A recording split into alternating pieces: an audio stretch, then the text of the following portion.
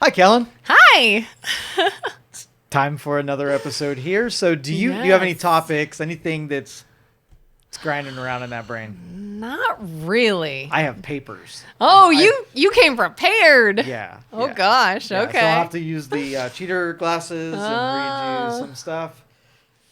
And so, okay, I'm going to read you some things. We're going to do some myths, some common myths. Okay. And I'm going to pitch them to you, and you let me know if you've heard them and make your argument, okay?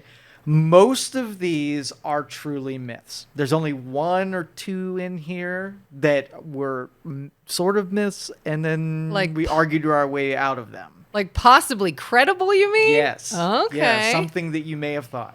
Okay. So the first one isn't on my list, but I just did think of this. So, on Facebook, when someone says, I talked to my attorney, and if I post this disclaimer on my thing, they can't use any of my information. Yeah. You've heard that one? Yep. And it's absolutely ridiculous and stupid. Facebook can't steal or use anything without my consent, and I don't give consent, and So stop doing that shit. It doesn't work. it's not true. Eating chocolate causes pimples. Oh, I have heard that. Yeah? I have heard that. I mean, is that at all credible based off of like your body chemistry? Or It is that not credible. It does not cause pimples. seriously? Seriously.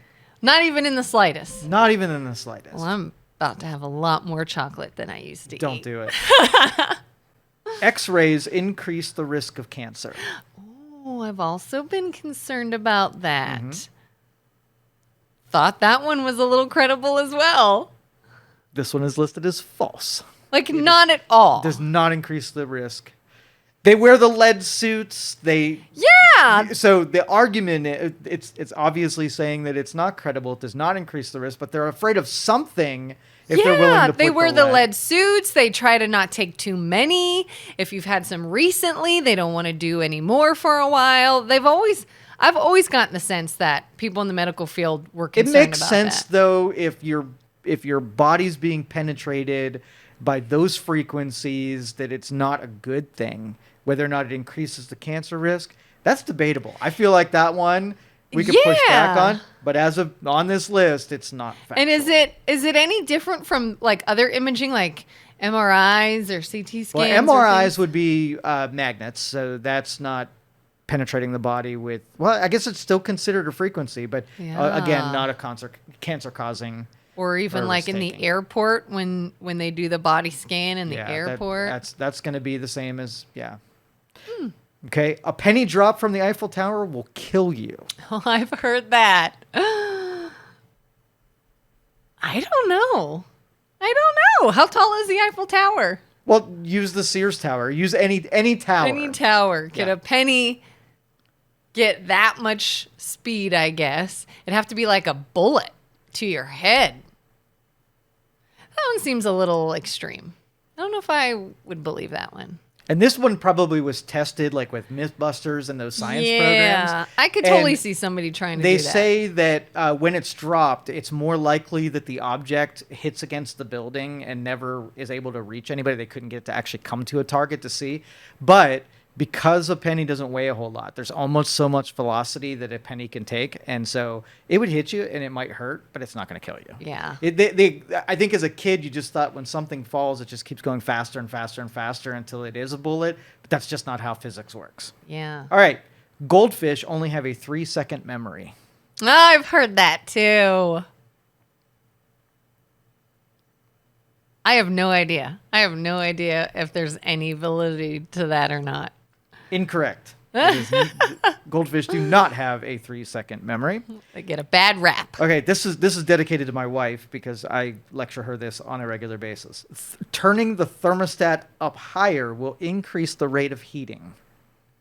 Turning it up higher will increase the So rate you're in your of car heating. and it's 2 degrees outside, so you turn the thermostat up to the reddest of red or the highest numbers you can put will cause it to heat up faster. rather than just turning it up a little bit. Well, I'm guessing not. Give her lectures on it? Yeah. Yeah, that is incorrect. Incorrect. That is myth. Good to know. Mice love cheese. How How would that have? I mean, I feel like mice can love cheese, but they can love a lot of other things. Yeah, mice will eat freaking anything. So cheese. So then there technically is some truth to that. Well, it's saying love, and I don't know that anybody's ever asked if the preferences of the mouse, whether or not they would have love grains or peanut butter or cheese. When I said a mousetrap, I've used peanut butter. And that worked? It does work because it lasts longer, and they do eat it, and it makes them sit there a little bit longer. Yeah, it doesn't have to be cheese. All right. Different parts of the tongue detect different tastes. Ooh, I have heard that. Like, one area is salty, one area is sweet, one's bitter. I have no idea. Is that Myth. true? That's a total myth? That's a total myth. Oh, interesting. Okay. Let's see. Have you ever done the experiment where you put a saltine cracker in your mouth and you don't swallow it and you wait to see it go from salty to sweet? No. It's pretty cool. You should try Really? it. Yeah, it works. Deoxygenated blood is blue. Oh, I've heard that too. Because everyone's like, oh, that's why your veins are blue.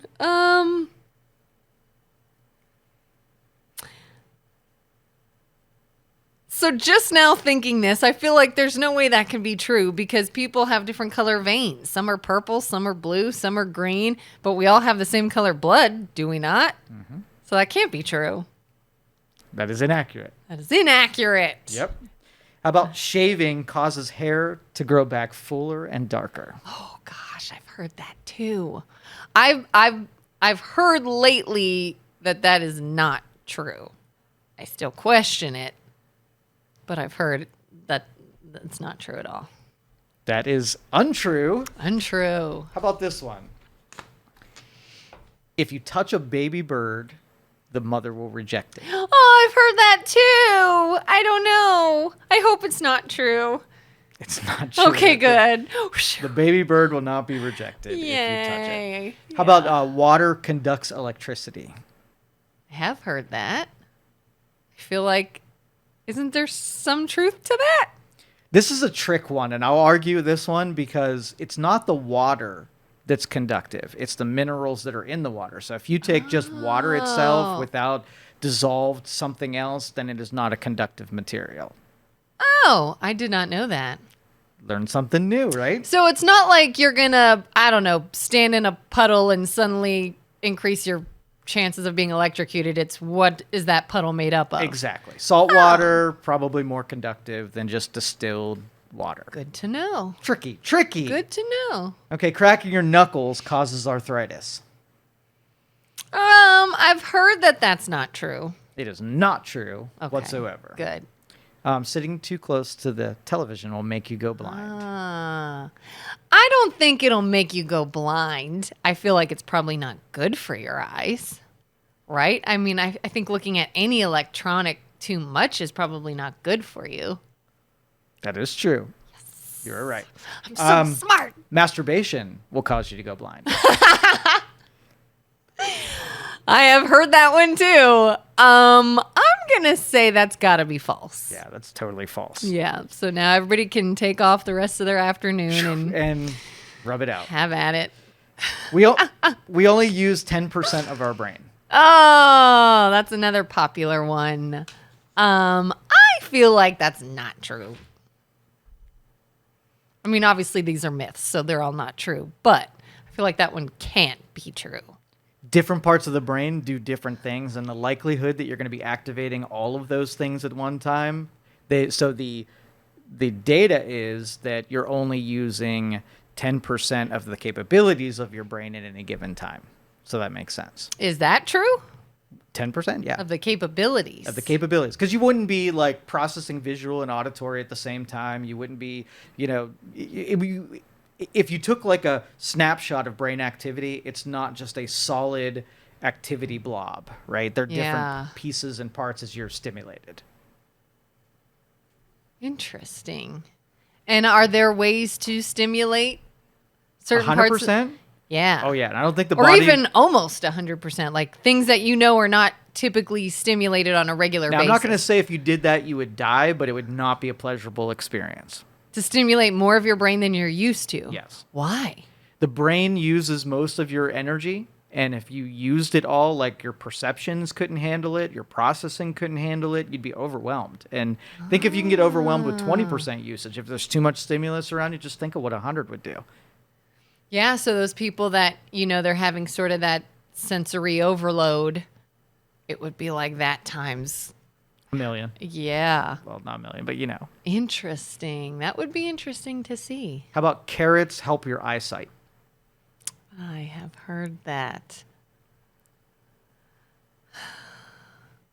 I don't know. I feel like that would be a stretch. I feel like I saw somewhere they busted that.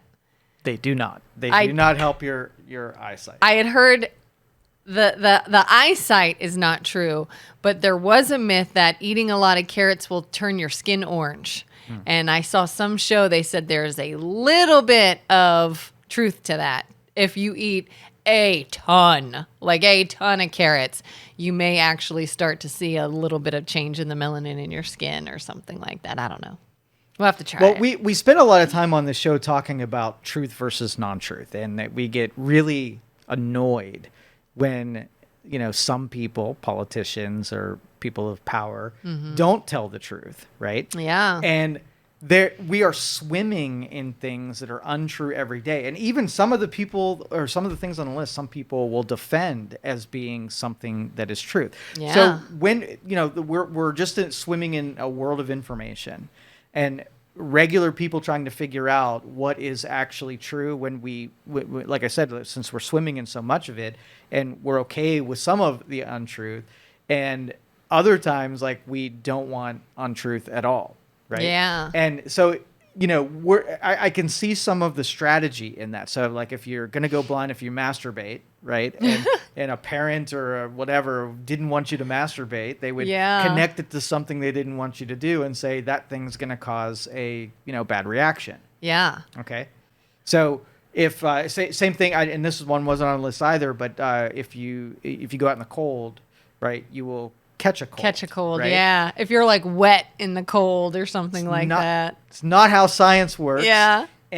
But I can see if it's like, I want my kid to go outside and wear warm clothes, right? So telling them if they don't do the thing that I'm asking, I'm going to lie to them and tell them that something bad is going to happen. And I think too, we've also talked about things that are untruthful but have just the slightest air of truth to them that make it easy for people to believe. Like if you're wet and you're cold, you're going to get sick. Some people might argue, well, being wet and cold in general is not going to suddenly have you catch a virus. But can being wet and cold temporarily inhibit your immune system, making it easier to catch something in that state?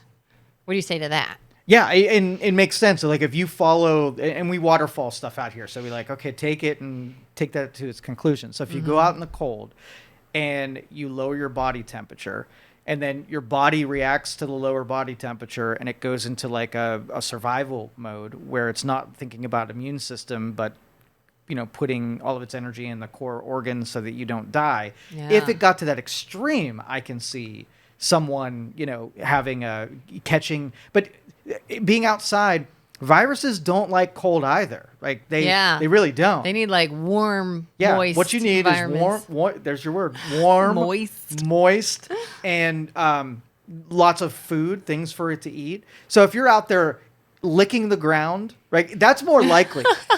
Kids doing stupid shit while they're in the cold is more likely than just walking around and viruses that are clinging in the air. Putting their hands in their mouth But that's your seed where there's a 0.00001% of getting a virus while you're out in the cold, but it's not because you weren't wearing a jacket. It's more likely you were doing dumb shit. But it's those little things that, like, if it were this, kind of like the mouse liking cheese. Well, if mice will eat just about anything, then you could say, well, then they like cheese. And if you're gonna waste a morsel of food to trap a mouse, whatever you have access to, whatever's cheap, whatever will sit there long enough, like you're not gonna put something that's gonna dissolve in 3 hours because then you haven't let it sit there. So it probably was a good bait, right? But now there's probably better. Yeah. Yeah, absolutely. Yeah, there's just, I think, a little bit of validity to something to make it believable, even though it's technically false. Yeah. And in a sophisticated society, so we got the worst of both worlds. Like we're swimming in information and we're super sophisticated, right? And we're really good at wrapping justifications around things that are untrue and making them present as something, not necessarily that we're presenting as factual, but I want to control your thoughts about something. So I can wrap it in a lot of things and make you feel something that if I just gave you the vanilla truth, you wouldn't feel that way. Yeah. So a lot of what we're living in is marketing more than it is, just data. Absolutely. This just popped into my mind. Have you heard the one, you don't shower during a thunderstorm? You ever heard that? I may have. Yeah. I think that one is in relation to being electrocuted or something. You're in the shower and there's lightning. Somehow that's going to go through your house and zap you because you're in water. I don't know. That's wrapped up in a fear. I mean, are there safer places than in the shower during a lightning storm? So let's just say you're in the shower.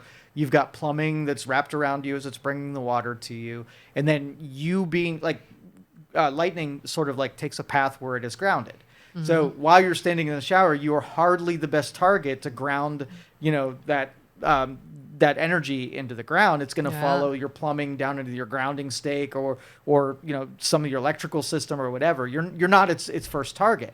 But would you take the risk that somehow it's big enough strike to let you feel it, zap you a little bit? I don't know. If you have a choice, shower later. How about like a swimming pool? Do you get out of swimming pools when there's lightning? I think I do. Yeah. Well, I don't know that. Yeah. I think if in a public pool, they get everybody out of there. Yeah. And I think it's not necessarily because you're in a pool. It's almost like golf courses where if you're in an area that doesn't have a higher object that will attract the lightning, it's flat and open. And then you sticking out of the water might be the high point that the lightning might choose. That's a more, more likely. Yeah. Reason for that. New fear unlocked. Yeah. And should you stand near a tree, like you're on a golf course? Should you stand by a tree in case it'll choose the tree over you? Well, the problem is the roots are going out, and if you're standing on the tree and it gets zapped, you might be part of that little connection, and I wouldn't stand near trees either. But I mean, in regards to the lightning looking for a high point, what's safer, standing by a tree or standing with no trees and being the high point? I would stand away from the tree, just far enough. Maybe lay down. Oh, that's good. Yeah. That's good. Maybe lay down if you've got nothing higher around you. Yeah. Oh, Sit in your car. That would be a better bet. Yeah, yeah. And then they say if you're in your car and your car gets struck, what do? They say don't touch it, right? Because it'll ground. Yeah. And if I swear I just recently saw something about someone getting out of their car and they touched the sides or something. They didn't jump out and they were electrocuted by it. I can't remember what was actually happening to the car. I do want to put a little asterisk. We are not making health advice on what you should do in these scenarios. We are just having a conversation about it. We are not experts. We do not know what, we're put in a position like what I would do if I were in that situation. And that's the extent of it. Whether it be successful is still on you as the listener. Disclaimer. Here. We need like scrolling across the screen. Disclaimer, not experts. Absolutely. Just play them on TV. So how do we get it? It's going to ratchet up over the years, and the next generations are going to be even having a harder time as what we are pretending that is true right now will become the myths of the next generation, and then they'll create their own myths as well. Mm-hmm. Before you know it, there are things that people believe in for important things that they're totally subscribed to something's untrue, only because nobody has the time of day to poke a hole in all of the things that people believe that aren't true. Yeah. And they're constantly generating new ones. Oh, so this totally reminds me of another subject. It's a little off the subject of myths. Go for it. But have you ever heard of, or do you know much about the Mandela effect? Yes. Okay, so I'm just recently learning this term. But now I'm seeing examples of it everywhere. Do you want to explain what the Mandela effect is? Yeah, sure. And sort of there's a crafted storyline that goes along with something that embodies some kind of moral or objection or something bad that happened or something good that happened. And then it's believed to be true over a period of time when the original scenario never existed.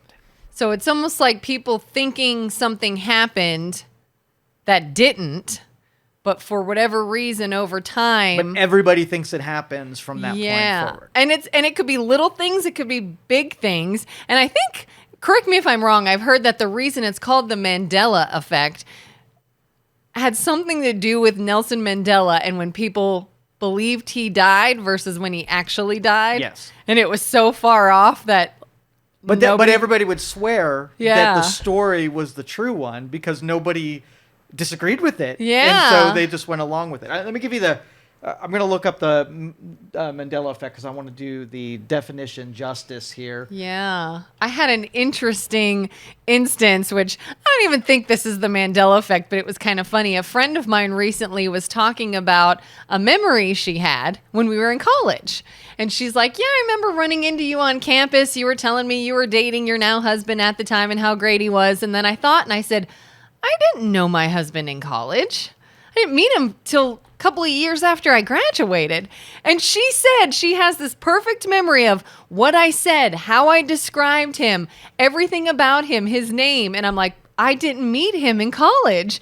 And now both of us are like, what has happened here? Yeah.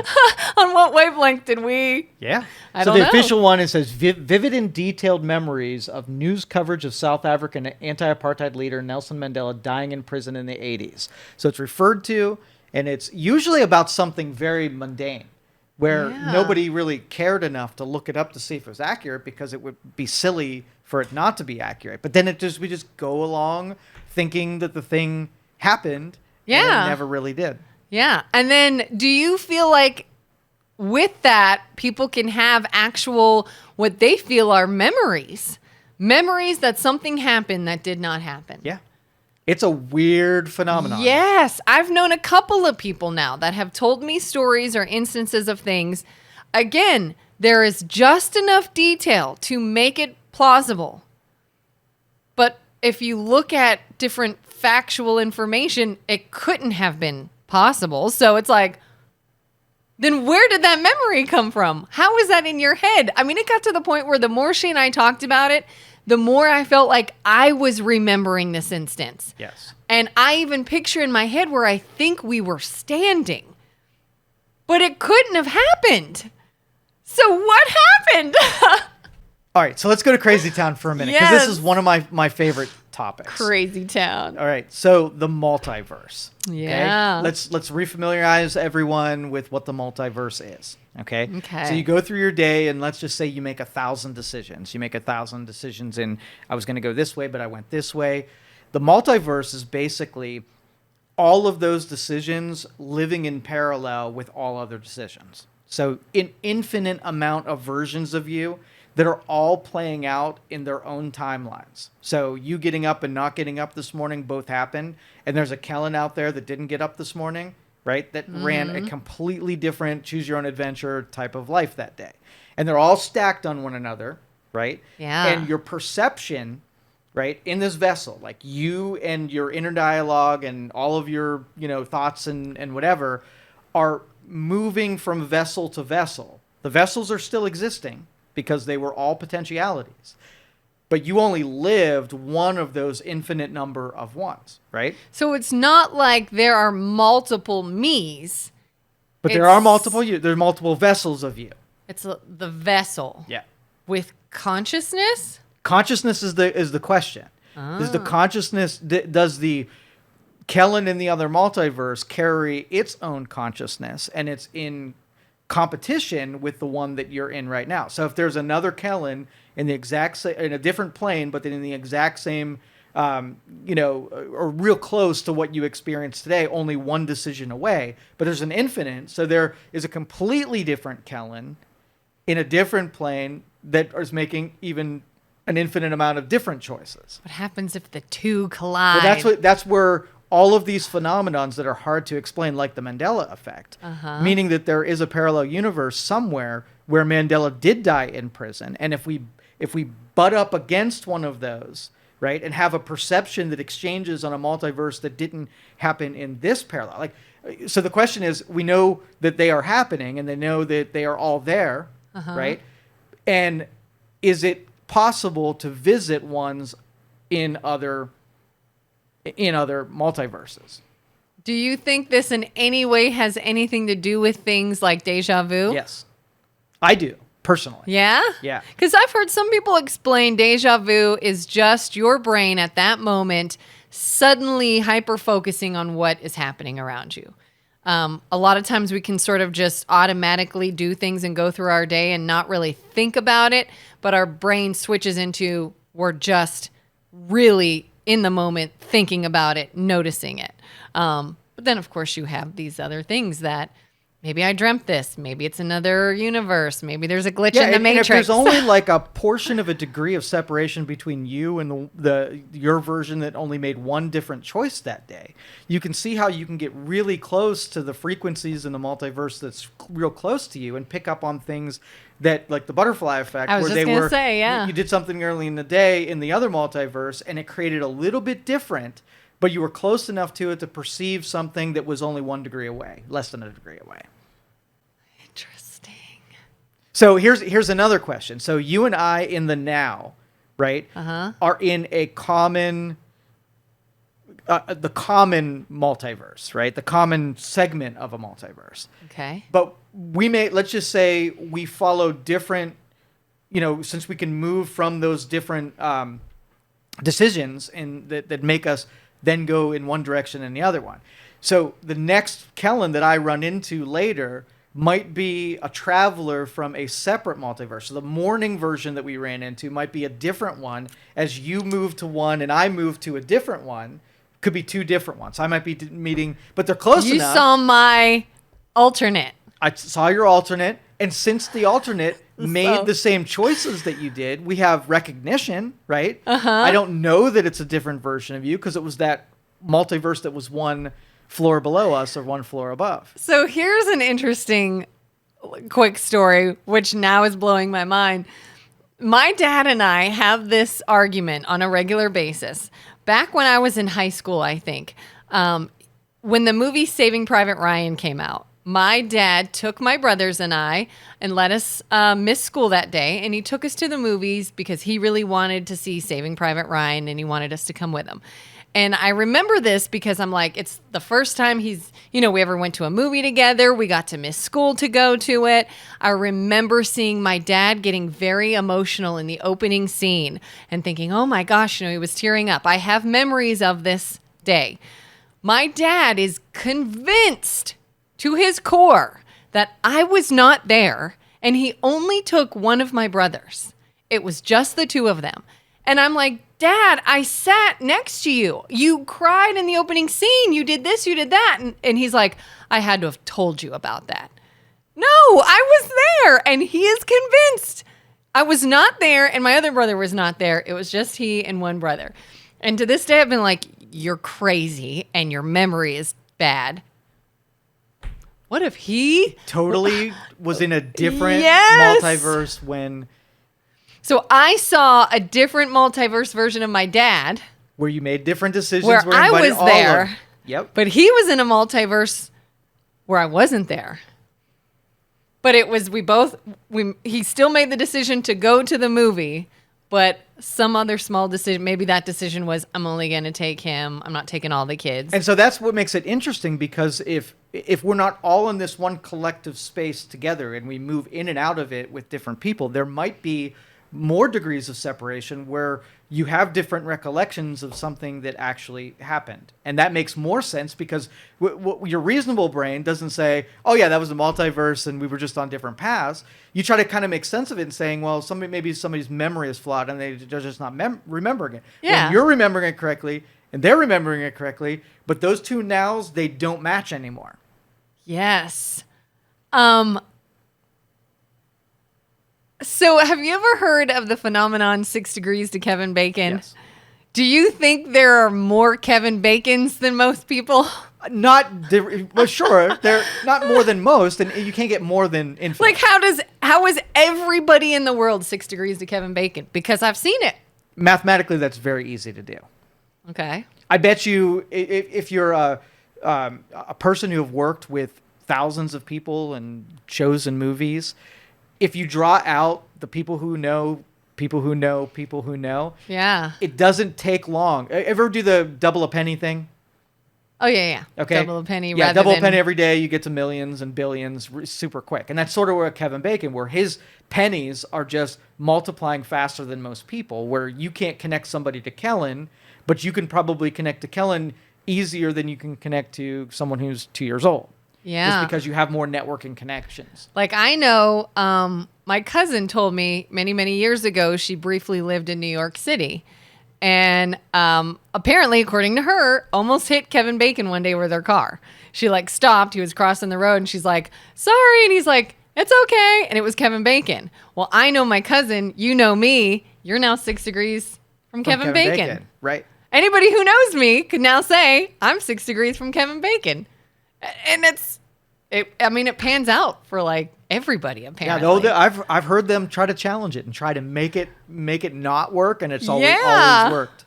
That's so crazy. But that's what the multiverse is most interesting to me, because you know, let's just say you have. I do have to say real quick, I'm now questioning if that's even a real memory. The Kevin Bacon thing? Did my cousin actually tell me that, or did I dream that?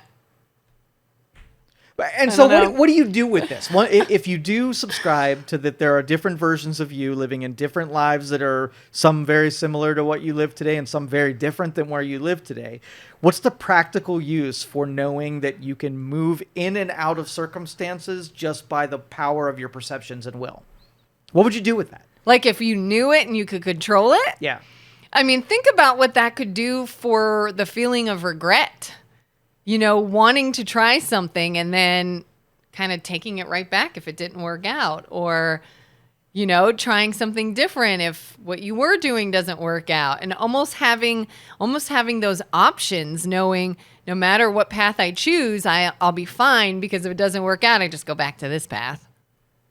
Okay. That would be crazy. Well, here's a better one. Like, parents and teachers and authority figures always said, you can be anything you want to be. And inside you say, okay, I'm going to work real hard, but maybe I can't be certain things. Yeah. But if you think that there's an infinite amount of you that have become all things, all you have to do is travel to that one that is doing the thing that you want, knowing that there's a dude out there that's not carrying around my perceptions, my consciousness out there. All I got to do is shift my consciousness enough. Quantum Leap. Quantum Leap. I love that show back in the day. But the only downside, they don't do justice to the fact that we're going to rely on a little computer that's going to take us there when there's an actual way of traveling there. Yeah. Because it's math. So do you think when you use and light up these parts of the brain that none of us really ever use, something could be there to sort of maneuver the multiverse or experience it? Or that's a good question, because how do you turn on the parts of your brain that make you open and be able to use the multiverse if it is a true thing? So, you know who I would give like the first pass to? Schizophrenics, people with mental disorders and diseases, right? So weird. I was just like 2 days ago watching a bunch of videos about schizophrenics and reading about schizophrenia. So what if these aren't even brain diseases? These are people that are connected, that are moving around these worlds and can't sort it out, can't order it, doesn't know what's happening to them. But if they had like a roadmap of saying like your imaginations or the misfiring of your neurons, or there's some kind of thing here that's making it non-operable in a single universe. Yeah. But if you said, well, obviously my brain's going to other places and my body's not following, or there's, you know, I'm not following where making use of where I'm going. Yeah. One of the interviews I was watching was very, very, very old. I don't even know what year this was. I mean, it was grainy cameras and everything. It was a very old documentation of a doctor or somebody interviewing this patient that had, I think they called it catatonic schizophrenia, something like that. Okay. And they kept asking him, why are you here? Why are you in this facility? Why are we doing all this? And he said, because I don't sit at a piano the way normal people sit at a piano. And they're like, well, that can't be the only reason. And he's like, I apparently don't speak the way other people speak. And I don't think the way other people think. And that is alarming to people. And I was just like, well, that's sort of actually insightful. But yeah, is it a mental health issue, or is it he's just on this whole other realm? Capable of tapping into stuff that other people can't tap into. And I think when you talk about someone with schizophrenia, I feel like, and maybe it's just me, I feel like there's an underlying tone there that they're dangerous. We're talking about someone, he's schizophrenic and he's going to murder people. The people that I saw being interviewed about it and talking about it, I'm assuming were not that. They were not harmful to others. It was just, they were very different. They saw things differently. They acted differently. And they were, who's to say that's not a problem or an issue? That's just someone who's not here like we are. Yeah, one of the I do development in using my subconscious brain a lot more than most people do, and I feel at times that if I wasn't really looking at this mathematically and scientifically, that it would be really easy to push through boundaries that would lead you to that spot. So it's almost like giving in to a weird impulse to follow something that doesn't make any rational sense whatsoever. And if you go beyond a certain boundary and you've given into it, like A Beautiful Mind, you saw that movie? I don't know if I don't think I saw it. I know I've heard of it. Okay. Watch that movie thinking that maybe this is a traveler. Maybe it's not a guy that's in a single plane just using his imagination to concoct things, thinking and knowing that it's a real situation. The audience is seeing that this guy is just losing it. But if you push your brain to process things and have a believability element to it, right? Yeah. That's where normal people would say, well, don't believe in it. It's not true. It's not measurable. It's not part of your reality. But if you're like, well, what if it is? What if there is a reality that I'm going to, kind of embrace and let in, and then go with it? Maybe that reality is awesome, like something that you really like. Yeah. And so you start living a life that to other people, they can't see it and don't know it, but to you, it's just part of your existence. Those might be your multiverse travelers. So how do you know when it's a multiverse and when it is just a brain function? For example, I did see a woman when I was looking at these different interview videos. She was talking about kind of like you say, where she explores other, she may have called them dimensions, through use of psychedelics. And how do you know that that is not just lighting up parts of your brain that make you think about things and see things, and maybe it's firing weird in your brain, versus it's an actual dimension that exists?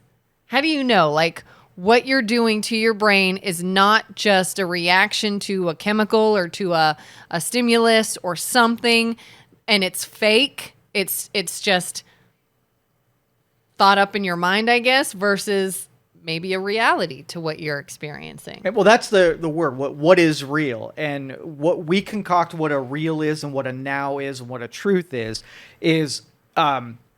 analog impulses. We are basically formulating everything we think and know around things that our eyeballs can take in, the things we can hear, things we can taste, things we can touch, right? We're not getting true data. We're getting translated data into our brains. So our brains are just making sense of very, very limited data. So if the light spectrum is that, single digit percentage of what we can see, and so there's 90% of things going on that we can't see, we have very limited access to the data that's really happening, right?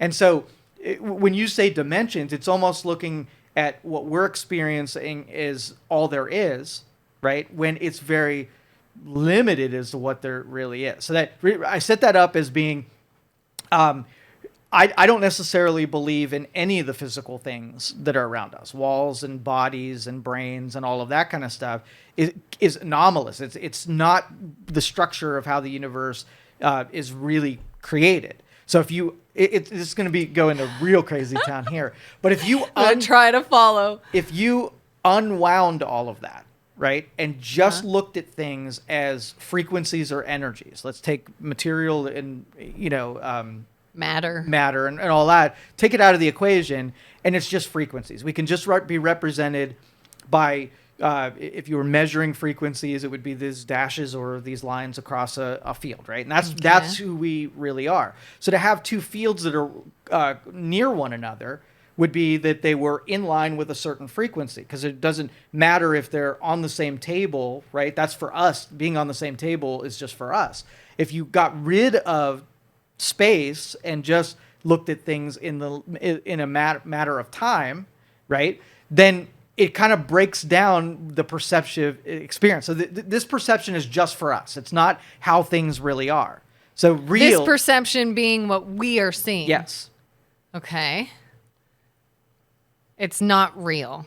This experience is just our perception, and it's very limited perception. Okay. My brain is automatically going to things like Helen Keller couldn't see or hear. Right. Do you think her then reality was completely different from ours? Perception, absolutely. Yeah.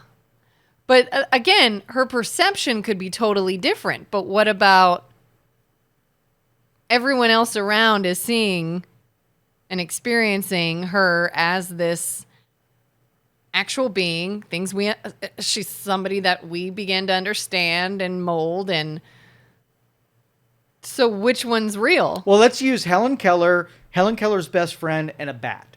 Okay? Each are experiencing life. None of them are allowed to communicate, right? So Helen Keller gets to experience the world without anybody telling her what space is, what tables are. So when Helen Keller comes up and touches a table, what goes on in Helen Keller's brain is not to translate it to something visual, right?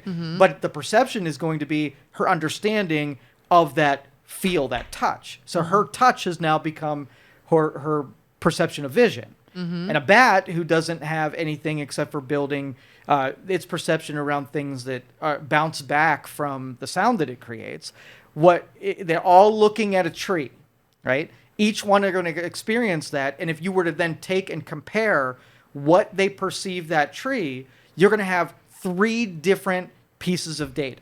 Yeah. Okay. And now that middle person, I want the middle person to explain to the bat what the tree was. And I want the middle person to explain to Helen Keller what the tree is. And now we're going to compare what each of them and what's important in their perceptions, because the bat doesn't want to run into the tree, and the bat maybe has insects close to the tree. So its relationship to the tree is going to be different than an artist who wants to paint the tree, or something like that. And so each one are going to concoct a reality based on what's important to it and the information that it can get about it. Yeah. Yeah. Okay, so if you look at the universe in terms of just information flow, it wouldn't be beyond the possibility to have different things in different dimensions be close enough to related. So if you could very easily go into tomorrow and pull information and pull it in today, that was an accessible thing to you, and you can build a reality. The first couple days, that's going to be an awesome superpower. But what if everybody could just do that? They can go through time, sort things out from a different place, and use it as information to do something about it today. What would you do? Right? Yeah. And that would now be your perception. So do you believe that some people say that they can, see ghosts or see people that have passed on or see people that are not there? Do you believe that's possible? Or do you believe that's just a just mental... like a schizophrenic can see things that, through and whatever they're interpreting. Same thing with someone who sees something that they don't recognize, can't put in a box. They've elected the term of ghost as being it, but what it is undefined. Like we gave it spiritual or supernatural powers, but it might just be an echo from a different multiverse, or it might be a spirit that's locked, or an energy cloud. It could be a bunch of stuff. But again, we might also say it's a hallucination. Could be. But It's what is not a actually hallucination? there. Yeah. What if a hallucination is a sensitivity to detecting something that nobody else can? Just if a dog and you, okay? Yeah. A dog can't see a color, and what is it? They can't see red, right? Yeah. I've Okay. heard they can see like purple, yellow, and I don't know. Well, just for this example, they can't see red. You can see red. What I want you to do is tell a dog, about red. What is red? Like, what would you do? Right? Yeah.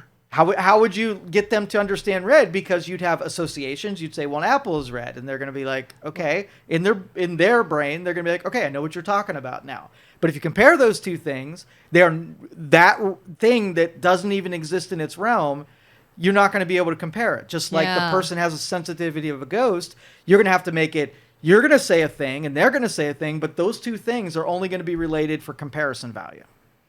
So how do you know that something they are experiencing is real or is just their brain It's subjective. firing? There's no objective real. It's only that we agree, right? Mm-hmm. And I said, now we agree on, we can both look at a clock and say what the now is. We can both agree that's here. But now, this is an example on like a war back in 1200, right? Mm-hmm. There's a war going on. It's a big war over an entire continent. And a general on one side of the country that's at war says, we surrender, right? Mm-hmm. And then the general tells the horsemen to go and tell everybody across the continent when the war's now ended. And it takes that person days, months, and this person down here is still fighting the battle, and they're told to stop. When did the war end? Yeah. You would think, well, it ended here, but their reality is very much that it's still going on. Right, and it ended 3 months later. Even though it ended, there was a separation in distance and time, so that the agreement of when, you asked the general when it ended, and you asked the last person to hear the phone call when it ended, and you will have no longer agreement on what is real. So real, that's why I say real is fake, right? It is just an illusion. It's just an agreement. So when you hear about people that have been deemed like psychotic, talking about I hear voices, do you believe there is a chance they truly are hearing a voice? They have a sensitivity. That exists. Not just, yes, they are probably hearing a voice. You're using another word that's not fake. What is exist? It's an agreement. It takes more than one person to agree that something is happening. Yeah. Like, do you think instead of just, yes, they clearly are hearing something, but it may not just be an issue with their ears or their brain, but it may actually be someone speaking to them. It's plausible, is what you're saying. Oh yeah, if they are hearing something, and then you say, "Hey, did you hear that?" and you say, "No, I didn't hear it." We no longer have agreement. So the person that heard it and the other person couldn't confirm that it was said, right? The one that didn't hear it or did hear it is wrong because you couldn't have an agreement, just like the war. So if someone came up to you, someone you had never met, and you start chatting, and through this conversation, they say things to you like, I hear voices, I oftentimes see things that aren't there, all this stuff. Are you now concerned? And you're like, this person's batshit crazy and I want out of here? Or are you like, they're probably a good person and it's probably true, and why don't you come work for me, or come hang out at my house? They're receiving information that you're not receiving. They don't know what to do with it. So could that totally tear you down? Could that really break down how you associate with society when you're seeing and hearing things that nobody else can detect? Because you're questioning it. What am I hearing? I'm not like and similar to other people. Yeah. If you don't know what to do with it, then absolutely you could. What about the people like that claim to be psychics or things of that nature that are just confident in it, and they're like, "Hey, I hear things and I see things and I know things and I can tell you." Do you believe them? Do you like? They're receiving information, and most of what they're saying is bullshit because the things that they're interpreting, they don't know. They're making the best use of it, just like if you could travel to tomorrow. But how do you know that's what they're doing and they're not just flat out lying to you, thinking you're a sucker, I'm going to make up bullshit and say, now pay me, the emulators, I told you things. Oh, yeah, there's lots of... If someone legitimately, like, if I played a schizophrenic versus that I actually believe that I was having these things that nobody else can confirm, that's the difference. That's a faker. Yeah. But do I think people are connected? Absolutely. In all of those departments. Do you think you could pick out who's fake and who's really experiencing things? Yeah, I think the more confident that you know about something, the more likely it is that you're a faker. The more confused you are and the more deer in the headlights when you're called to explain really what's happening, I think that's legitimate. Really? Oh, yeah. You don't think the sort of deer in headlights and being vague is a way to sort of not have to get something right? If you corner something, if they have any certainty that they know really what's going on, when our body, like if I told you that last night I went to the multiverse, right? Versus I'm flirting with the fact that a multiverse is a thing and I don't know much about it. Who are you more likely to believe? The one confident that says, yeah, I go there all the time, right? You're going to be like, how could you do that? You're playing on a playing field that your brain's not, doesn't have the capacity to understand, but you're telling me like it's a factual thing. Yeah, right? I wouldn't believe myself that says I go there regularly, but I wouldn't be surprised if after the fact that if I have weird anomalies, somebody tells me, hey, all that stuff you had is because you went to the multiverse. And I'd be like, oh, that was it. Even though I think and I'm sure that it's possible, I don't know. Not with 100% because we're not traveling with this vessel. So the minute that I leave this vessel, it'd be like, hey, and near deaths are fascinating to me. Yeah. Near-death experiences. Because that is Those the are same cool. thing where you're leaving the vessel and coming back to the vessel, and somehow you... Are you? Or there's a lot of naysayers that say it's the way your brain is firing, it's neurons, it's things happening to your body that is now in distress or dying or shutting down or whatever. Maybe drugs are going into your system because you're in a hospital. They're trying to keep you alive. Whatever. Is it something external is affecting your brain, or did you go to heaven or another universe?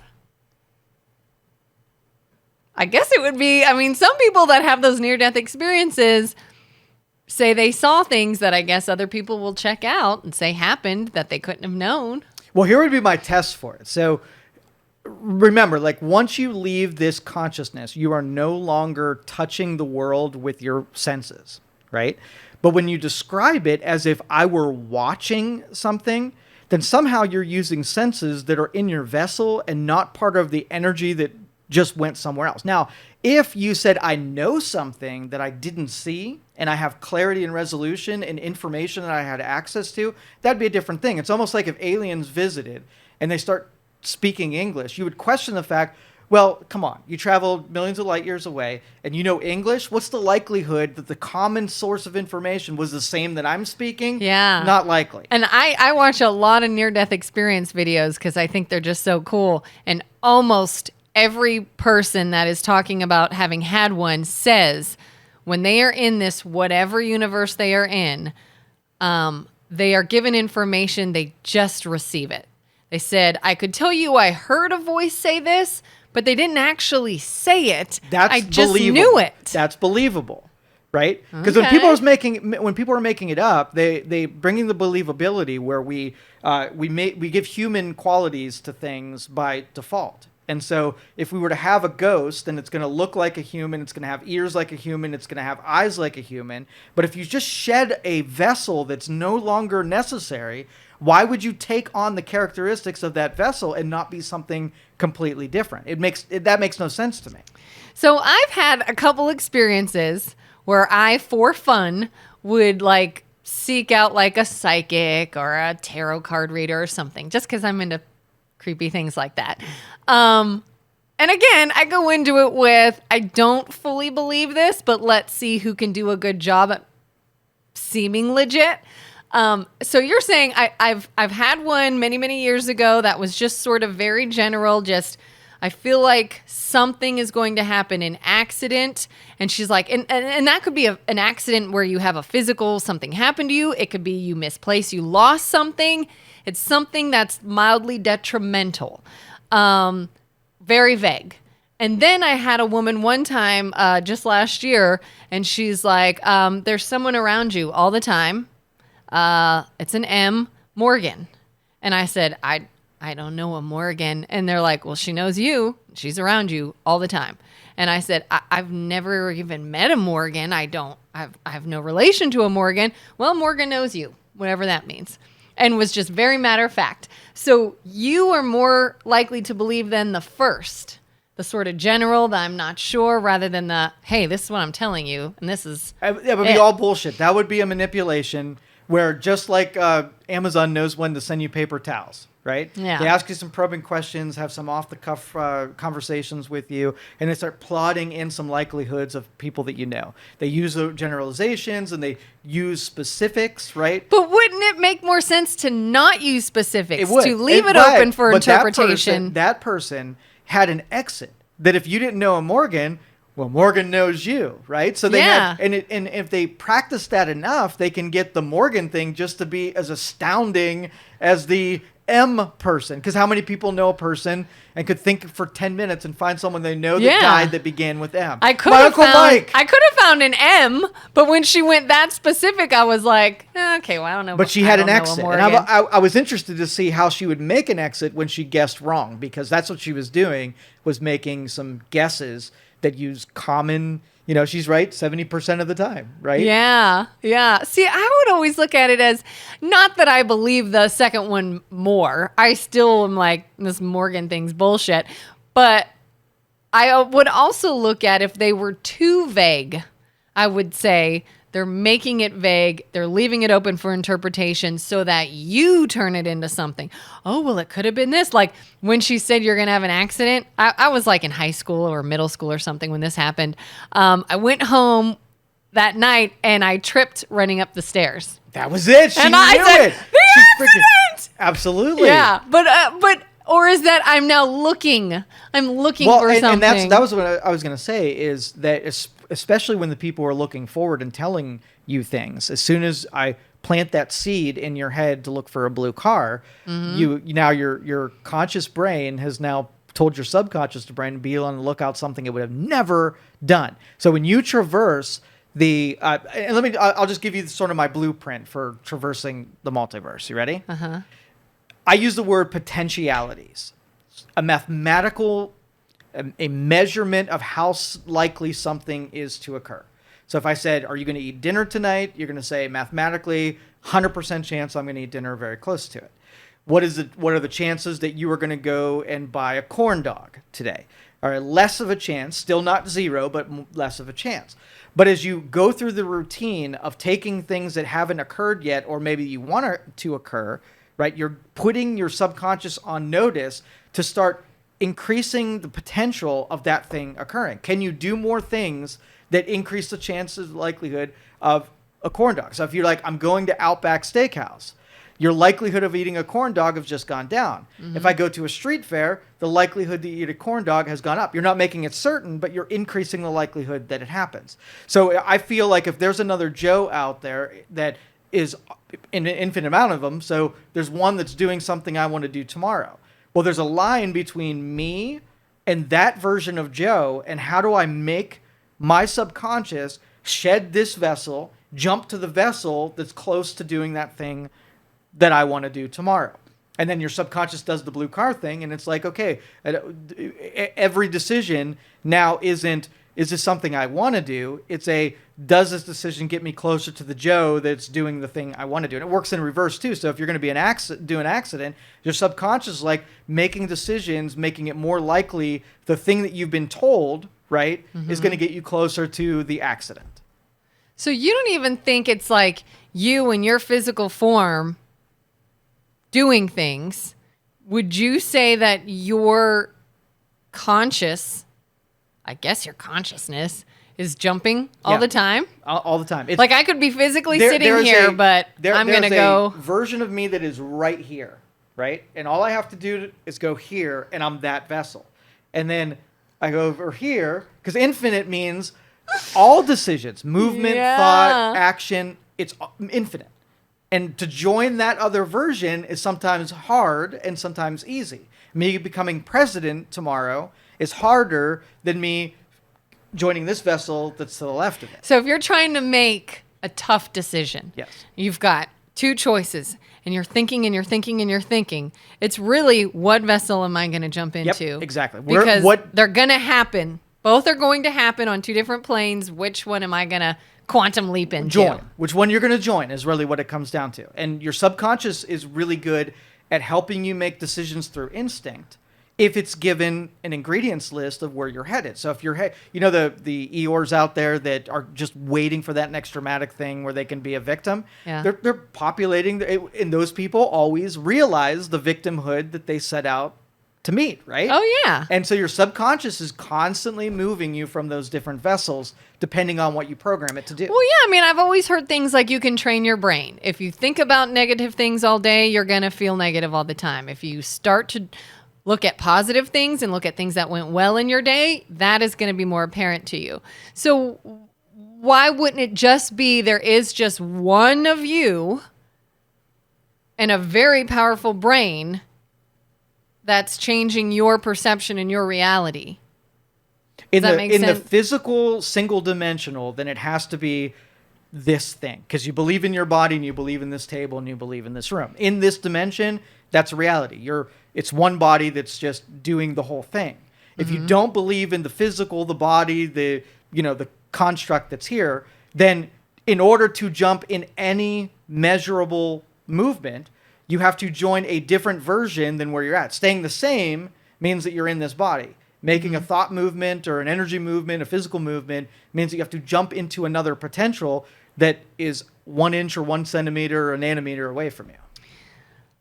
What do you think about people that have been diagnosed with multiple personality disorder? Do you think there is any validity in that or any connection to other verses when someone truly believes there is multiple personalities, different voices, different names, different actions, different everything in one vessel? Or is that simply an imbalance in the brain, a mental health disorder, something that they maybe are faking, just any other explanation? All of those abnormalities, I think, are sensitivities to information we don't know what to do with. And that's the way that it manifests, is that we see them behave a certain way, and that's how we've classified them. But are they, it's the same as someone who has a sensitivity to supernatural. It's the same as our schizophrenic. It's the same with the autistic. They're getting information that you and I aren't, and we can't agree what that thing is, so we put it in an abnormality. If we can harness it and let people, make use of that ability, that would probably be the better way of doing it. But I don't necessarily think that there are so few people who have an understanding of this, and even the understanding of it is not practical. You can't even make use of the multiverse travels to begin with. So then to teach someone how to make use of it, we're really far away from that level, especially if I'm right and none of the physical stuff exists anyway. Yeah. Right. And the experience that we have is short-lived and temporary in nature anyway. There's not enough life years to get to the point where once you come to the realization, right, life's over anyway. So it's going to begin again for somebody else. Yeah. I mean, typically we'll see something like that. We think it's abnormal, AKA something wrong, and we medicate and we get it to stop in some cases. Is that then just sort of shutting down whatever part of their brain is giving them the ability to do this? I'm guessing. I'm guessing. Don't know, but guessing.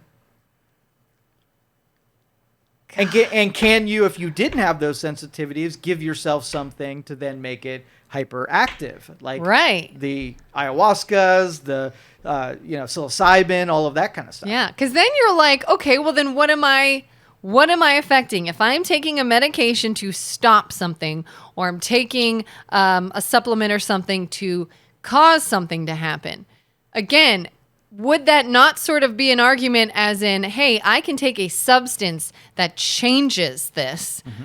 So wouldn't that be an argument then to, well, then you're not actually moving into other vessels. You're not actually looking at other realms or multiverses. You're simply one with one brain that is doing weird things, because I can take something that will stop it or start it. If it's an interpretation of information, that's a different thing. It's almost like there's no such thing as FM radio unless I have an antenna, right? So when you grab an antenna, you're not making radio. You just are now able to hear the radio because you have the antenna.